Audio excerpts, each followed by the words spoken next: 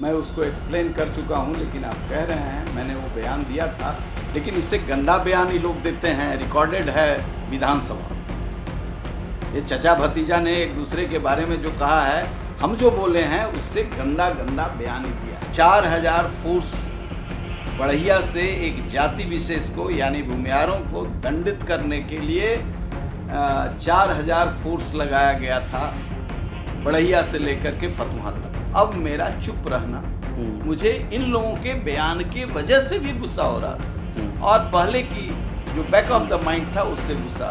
तब हमने कहा कि हम चूड़ी नहीं पहन रखे, छाती तोड़। मुझे फिर अब चूँकि आपने बात आगे बढ़ा दी तो मुझे आपका एक वो बयान भी जिसको लेकर आपको पहले कोर्ट ने सज़ा सुनाई, उसके बाद फिर आप उससे आखिर ऐसा ऐसा बयान देने की ज़रूरत कैसे आ पड़ती है, और मतलब अपने समकक्ष के नेताओं के लिए इस तरीके का बयान, क्या आप मानते हैं कि ये मतलब गलती हो गई थी या आप आवेश में थे? देखिए, मैं उसको एक्सप्लेन कर चुका हूँ, लेकिन आप कह रहे हैं मैंने वो बयान दिया था, लेकिन इससे गंदा बयान ही लोग देते हैं। रिकॉर्डेड है विधानसभा में। ये चचा भतीजा ने एक दूसरे के बारे में जो कहा है, हम जो बोले हैं उससे गंदा गंदा बयान ही दिया है। शर्म इन लोगों को नहीं आती है। नहीं, उसमें तो कोई कोर्ट नहीं गया ना। अगर कोई कोर्ट चला जाएगा फिर तो भेजा गया ना। ठीक है, लेकिन अगर लेकिन वो सिनेरियो, मैं बीजेपी कार्यालय में बैठा हुआ था और 4000 फोर्स बढ़िया से एक जाति विशेष को यानी भूमिहारों को दंडित करने के लिए 4000 फोर्स लगाया गया था, बढ़िया से लेकर के फतुहा तक। जितने गांव थे वहां सब जगह रात में पुलिस जाती थी, महिलाओं को टॉर्चर करती थी। वो हमारे के यहाँ फोन कर रहे थे, बउआ सब लोग तो चूड़ी पहन लेल की, तो भी पहन ले लो। अनंत सिंह का और नीतीश कुमार का, लालू यादव का ट्रायंगल था। इस ट्रायंगल में एक जाति विशेष पर क्यों कर रहे हैं? अफसर का नाम नहीं लूंगा, मैंने लिया, उन लोगों से बात किया कि ऐसा क्यों कर रहे हैं भाई। जेनोसाइड कर दीजिएगा एक जाति विशेष को जिसने राज्य को बनाया है। डॉक्टर श्री कृष्ण सेन का इतिहास है, स्वामी सहजानंद सरस्वती का इतिहास है, दलितों का सन्यासी जिनको कहा जाता था।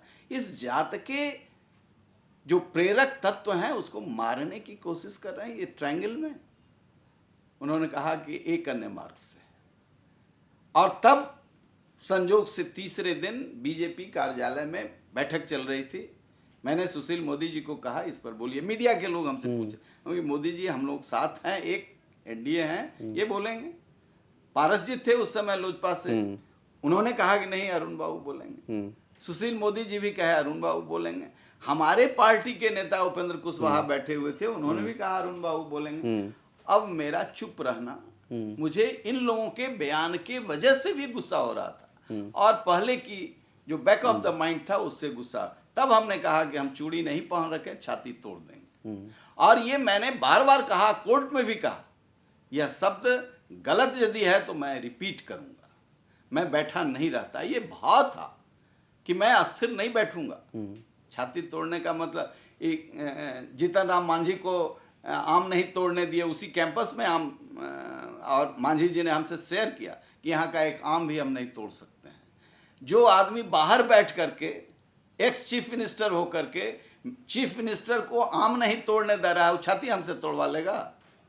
है व्यवहारिक?